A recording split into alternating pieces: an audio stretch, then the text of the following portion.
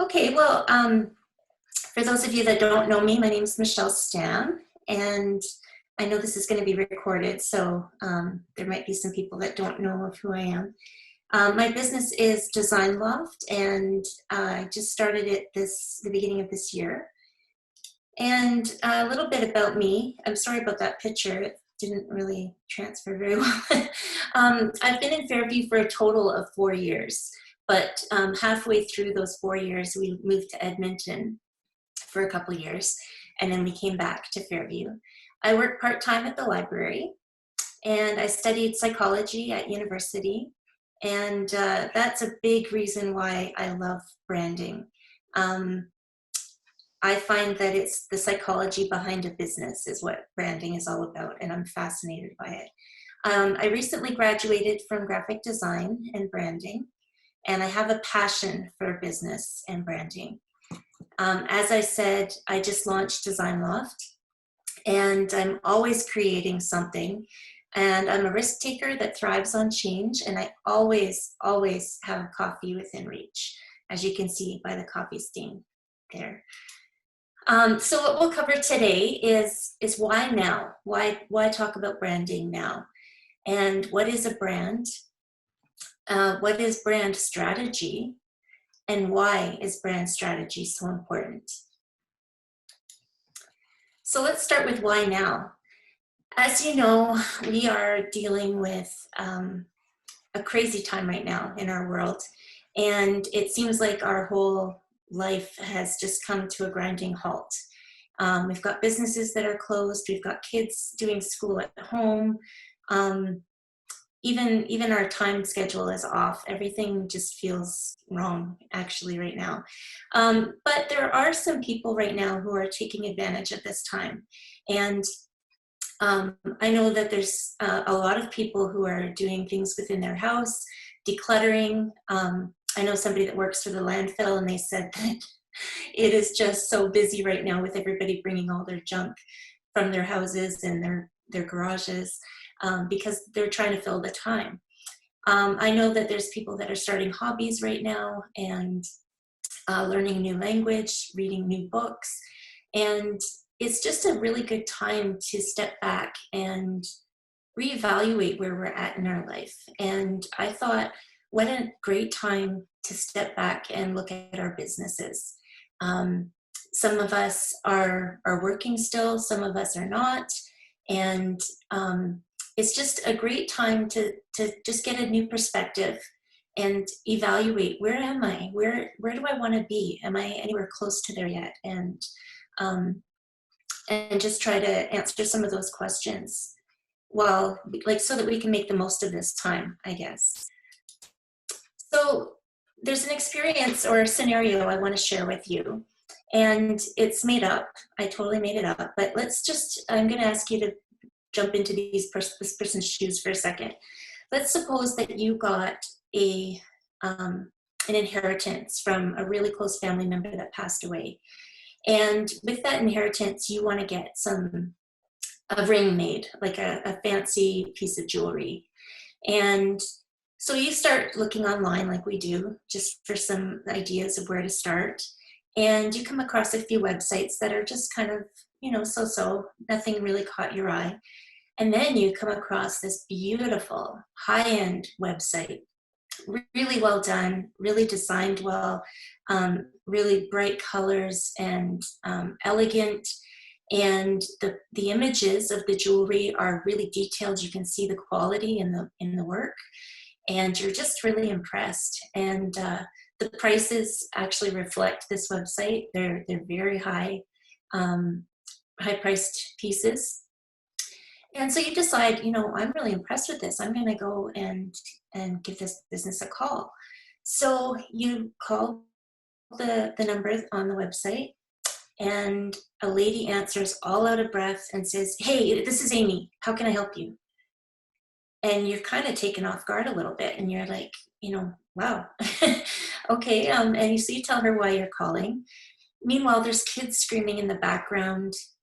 There's, just a lot of distraction there that you can tell. and she's frazzled, she's out of breath, like I said, and you manage to have the conversation, but she's very distracted, and you make an appointment with her for the next day to meet her at her store. So the next day you go to find this store, and you're driving around and around the block, and you can't find it. And finally you come across this store, and the reason why you had trouble finding it was because it was the logo was different. The colors were a bit different than what the website was, and that's what you were looking for, was what you had seen on the website. The signage was not very clear. But anyway, you park and you go in, and as you walk into the physical store, you are just shocked by the state of the store. It's a disaster. There's boxes everywhere. There's stains on the carpet. And you're just really surprised because of what you started with this beautiful website. So you deal with Amy, and she's really nice, and you look at some pieces of jewelry. But I just wanted to go through from the beginning again. When we looked at the website, we had a beautiful high-end website that was really impressive. However, when we called her, the voice of her business, the way that she answered the phone, everything was just a little bit off, because she didn't seem ready for the call. She had kids in the background that were fighting. The logo and signage was not an impression or a point of impression, because we had trouble finding it. And the physical space was a disappointment as well. So my question to you would be, would you continue with the purchase of the ring? And I'll let you guys think about that as we go through the presentation. So what exactly is a brand? A brand is so many things to so many people. If you were to Google it or look it up in the dictionary, you'll probably find a bunch of different definitions. But a lot of people believe all of these words. So I'll just get you to look through some of them. The tone of your voice, your packaging is one that we often associate to brand. A promise made, your services, your customer service. A lot of people think that a logo is related to a brand. And although all of these words are tied into what a brand is, the main thing that a brand is a perception or a gut feeling that a person has about you or your business or your products or services. So that's what a brand really is. Even though all the other words are part of what a brand is, it's really about that gut feeling. So what is your customer's perception of you? If we look back at that scenario, what was your perception of Amy and her store?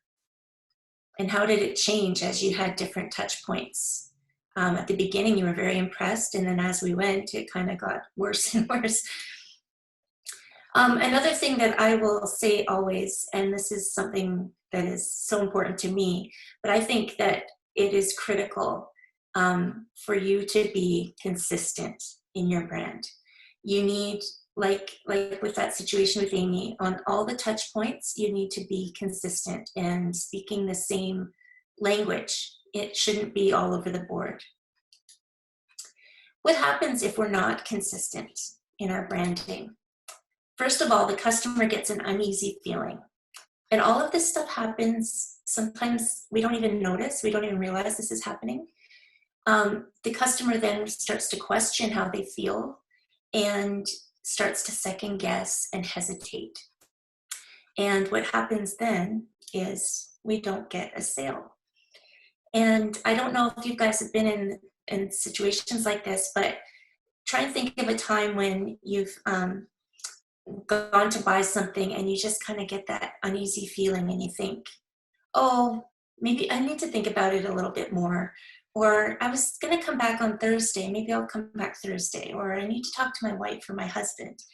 And without knowing it, that was probably an inconsistency in the brand that made us step back and hesitate. If everything had been clear and consistent, we probably would have felt good about continuing with the purchase. So what does consistency look like? So this is my example of what touch points are. So if the arrow is the relationship that you have with your customer from the beginning to the end, all of these numbers are touch points. So number 1 might be where they actually heard of you through a friend or a family member, or they saw an ad, and that's the first touch point that they had with you, the first connection to your business. The second point might be them looking you up on their website and just doing a bit of research on your business. The third might be the first time they call you, and that's a touch point. How did you respond when you answered the phone? What was your wording? What was your tone? How did you answer the phone? The fourth point might be where they actually buy something from you, and so on. If we have less touch points, obviously we've got to make a bigger impression in fewer times, but there can also be up to a gazillion touch points in a customer's experience. If you think about every time they associate with your business, every time they see your logo, every time they see you in person, what are you representing and what is that experience for them? So what is brand strategy? A lot of people want to know what this is because this is what I do. And if we just look at the word strategy by itself, I think you'll agree that strategy is going from point A to point B. It's creating a roadmap or a plan. Obviously, a starting point when we're referring to our businesses, a starting point is where you're at now. And you need to know where you're at now to know where you want to go. And B is your destination. And so for me, because I'm into branding, B stands for brand. And for brand strategy, we want to go from B to C. So B being the brand, we want to go to C, the customer. And I've heard it said by somebody that I really respect that this is almost like a love relationship. We want C to fall in love with B. We want the customer to fall in love with the brand, and the brand has to impress the customer and speak the customer's language and be authentic. And you think of just all the aspects of dating, and that's what we want the customer to do for, or the brand to do for the customer. So why brand strategy? Why is it important? I'm just going to talk quickly about deliverables.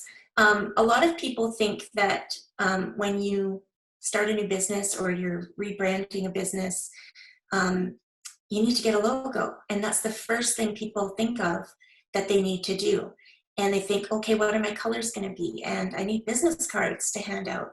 I need a website and so on. These are what we call deliverables. It's like the end result that you have, to see for yourself. And if we look here, I've got this triangle floating up in the sky, if this is a picture. And if you think about deliverables, they are kind of not attached to anything. They're, as I kind of consider it, it's kind of lofty. To start with a deliverable, like if somebody called me and said, I need a logo, I, as a designer, I can't just make a logo.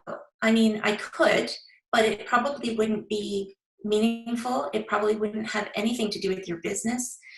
Basically, I need to ask a lot of questions, and I need to get to know your business in so many ways in order to do a logo that is appropriate, that is fitting. And so a good designer shouldn't be able to just come up whip up a logo. It should be something that's very well thought out. So then if I add the next part down underneath it, you kind of picture it as like a support under the deliverables. This is the project and creative strategy, which is kind of like the process. This is how we start to uncover how to do the deliverables. What we need, what info do we need for the website? How are we going to write it? Those kind of questions. But if you look at this, Now we've got a solid foundation underneath it all, and it's supporting the whole pyramid. This foundation is what brand strategy is, and it is the core of the whole thing, the whole project. And having that foundation is key because it builds on itself. And you can imagine if we went back and looked at the triangle just sitting there by itself, it's got nothing underneath it, no substance, no security, no anchor. And so that is what brand strategy is. And that is asking all of those questions, the hard questions. And I like to look at it as, you know, the top is the fun part, like, you know, choosing the colors and the logo and everything like that. The bottom is the hard work, but you need to put in the hard work to get to the fun stuff. So that's what I like to tell people.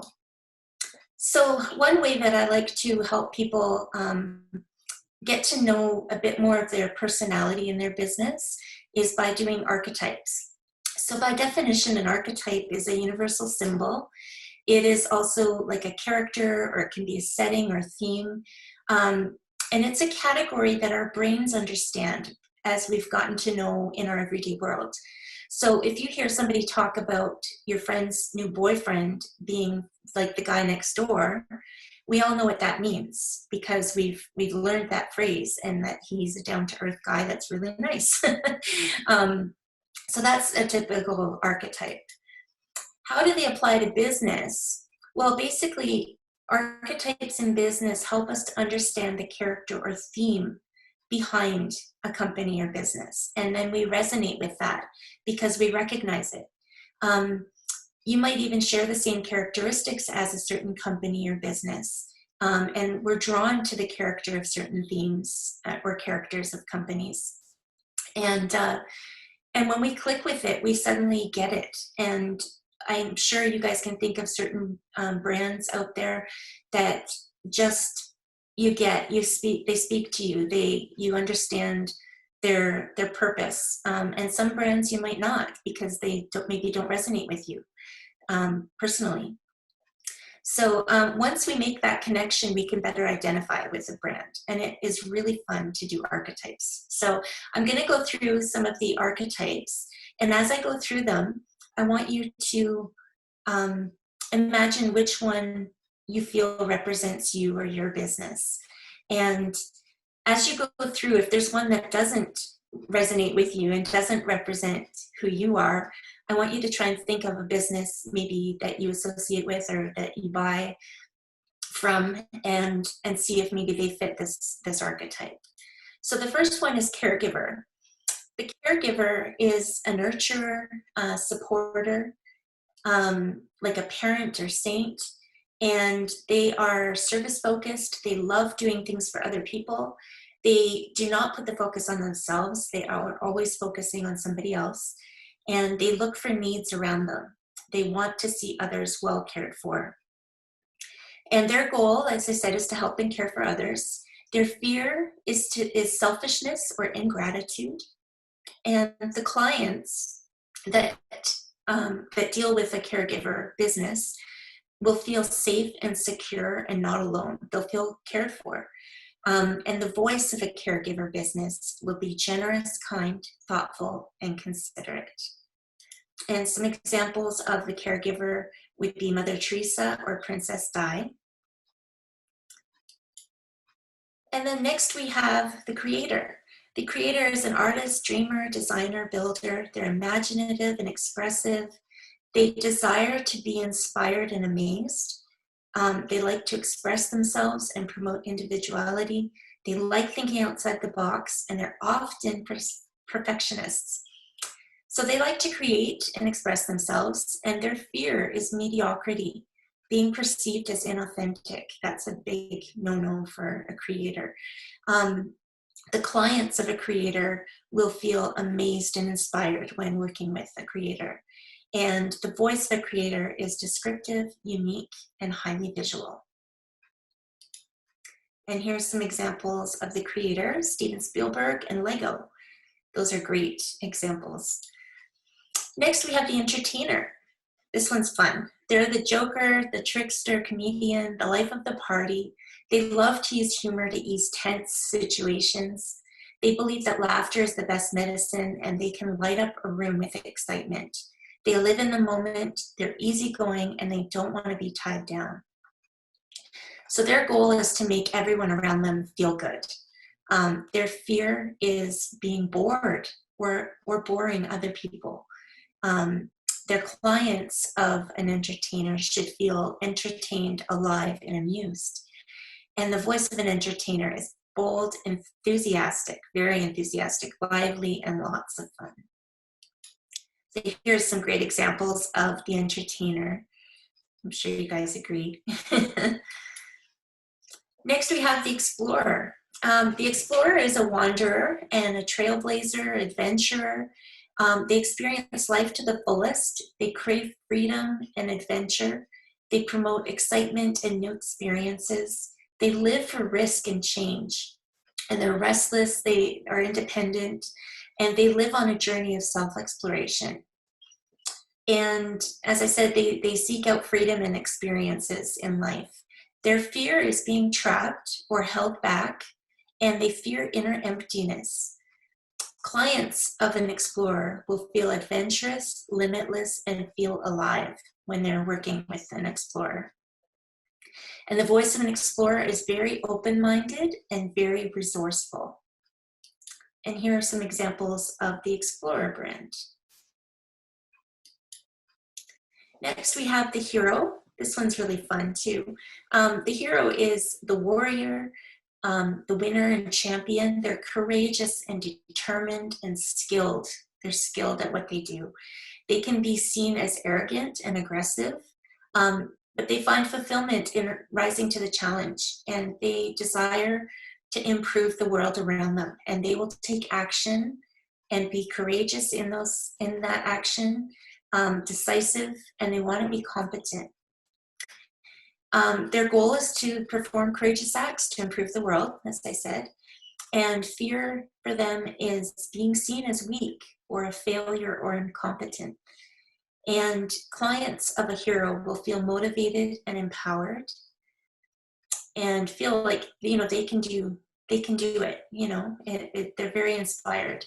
And the voice of a hero is confident, motivational, and direct.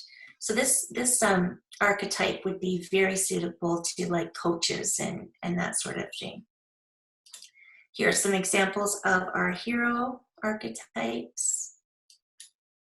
And next we have the innocent. Before I continue with this, when I read the personality of these archetypes, try to think of it in terms of a business and how that business would treat their clients and how they would promote their products and speak and what their wording would be like on their website, those sort of things.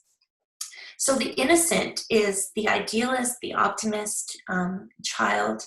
They want to do things right. They're very trustworthy and they're positive and straightforward. They have a simplistic view of the world around them. They value transparency and they're wholesome and full of virtue, and they fear the world being tainted. So their goal is to be happy and keep life pure and simple. They fear doing something wrong. And when you work with somebody that's an innocent, you will feel full of hope, joy, and wonder. And the voice of an innocent in business would be simple, cheerful, concise. And here's some examples of the innocent. So Dorothy from The Wizard of Oz, and Ivory Soap brand, which I think is really, a very good example of the innocent. You think of their advertising and stuff like that, and it's very, very, all those things that I just mentioned. So next we've got the guy or girl next door, as I spoke about earlier. They're also known as the regular, the everyday person, or the BFF. They need to belong, and sometimes it's to a fault. The guy or girl next door is a reliable friend and trustworthy. They have solid virtues and are overall a good person and very practical. And their goal is to belong and connect with others. They fear being rejected or left out, and Friendships are very important to them. The clients of these guys will feel understood and heard and included. And the voice of the guy or girl next door is friendly, honest, and down to earth. And look at these examples. I think these are perfect examples of the guy and girl next door.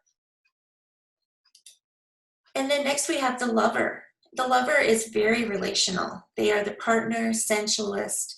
They desire to help others connect to their heart and like to meaning. They want to be in relationship. It's not always romantic. It's very just relational. They focus on all their senses. They want to be seen as attractive and passionate. They want to inspire love and be loved. And they fear not feeling a passion in life. So their goal is to seek intimacy and love. Their fear is being unnoticed or unseen or unloved. The clients that work with a lover will feel spellbound. And the voice of a lover is affectionate, warm, and has a strong use of adjectives.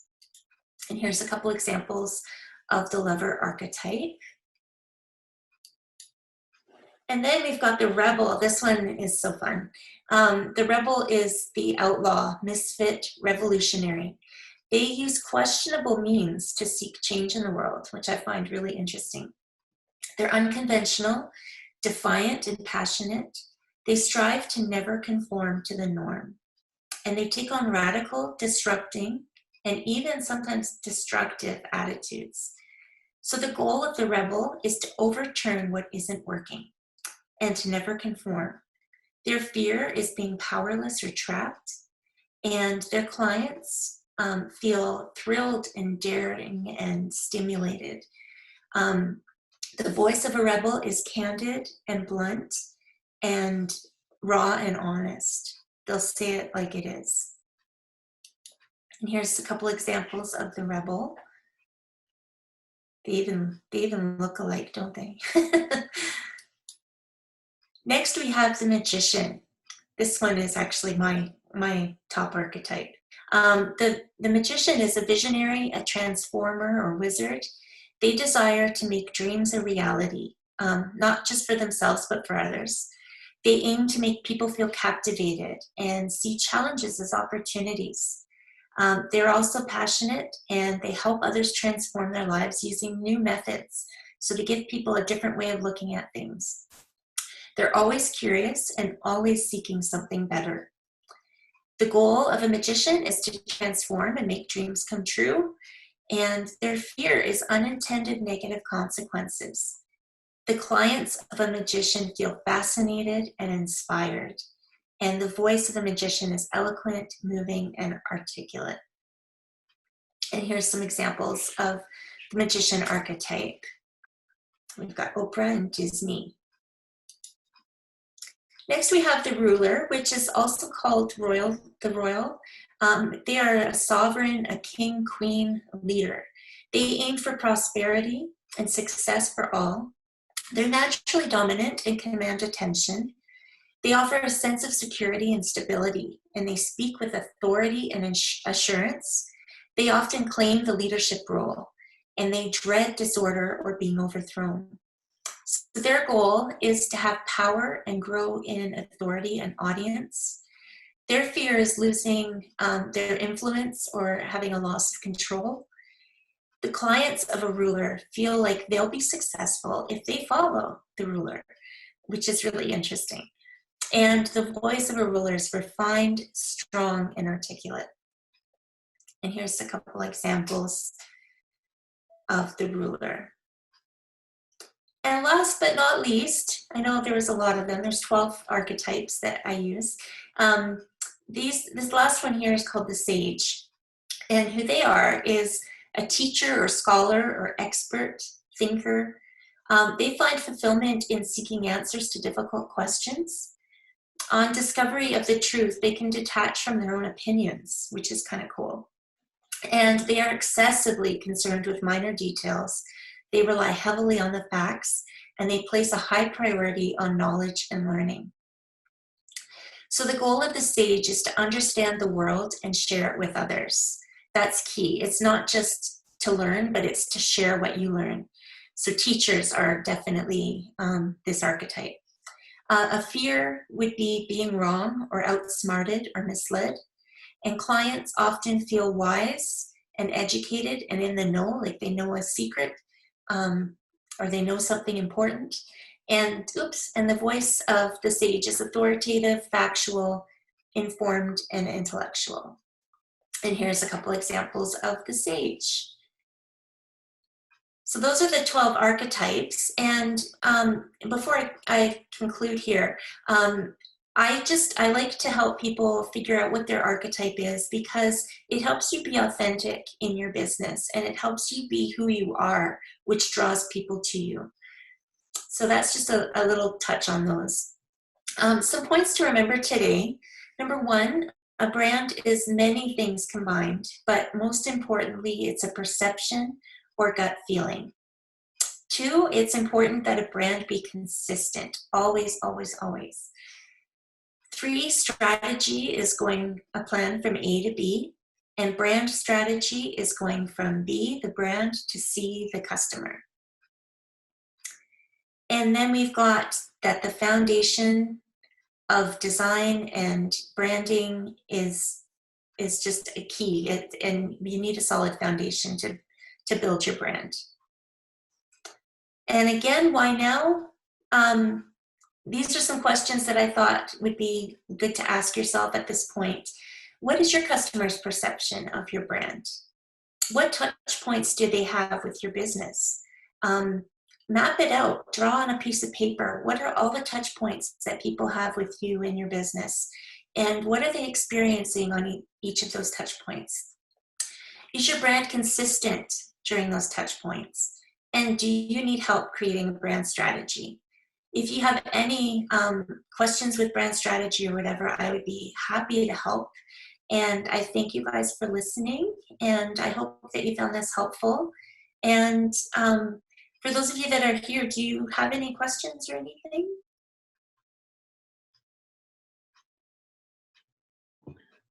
No, it was a great presentation, and it really is true, because I think if you, at least my experience is, if you don't have a good strategy and those touch points and that brand isn't consistent, your customers are confused and won't, and the result, you won't see the results in sales, because they won't either know who you are, what you do, or that you're a consistent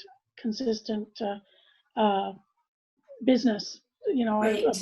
they know. Yeah, that's exactly it. You summarized the whole thing, which is great. Yeah. Yeah, no, you've definitely given me some things to think about. I know that branding is something that I kind of leapt into. Now I've got multiple brands to manage, but yeah, it's definitely a unified message is definitely something that you need to develop more. And I like the idea of actually mapping it out on paper. I'd never really done that. It's been thought about it a lot, but never really sat down and mapped it out on paper. Right, and it's scary sometimes when we realize how many touch points there actually are out there, how many times a person could be influenced by our business, and yeah, it's really important to look at those. So yeah, if anybody has any questions further than this, my website is designloft.ca, and my email is just info@designloft.ca. And there's my phone number, and yeah, any questions at all about any of this, I would be more than happy to help. Great. Yeah. Thank you, Michelle, Thank you, for that guys. presentation. It was very informative, and that was great. Awesome. I hope everybody enjoyed this, and this will be posted to YouTube. So watch out, watch for it being posted in the next couple of days. It'll depend on how long it takes me to upload it and stuff like that. And next week's presentation will be me presenting it, and I'll be presenting on cybersecurity and how you can protect yourself against phishing scams and other types of email scams and stuff like that. So how to basically improve your internet security. Great. That sounds awesome. Okay, well, thank you, guys. Yep. Thank you, and Okay. great job. Thank you. Okay, bye for now. Bye-bye. Sorry there were so few participants. That's okay. Okay, we'll see you. See you, Elaine. See you.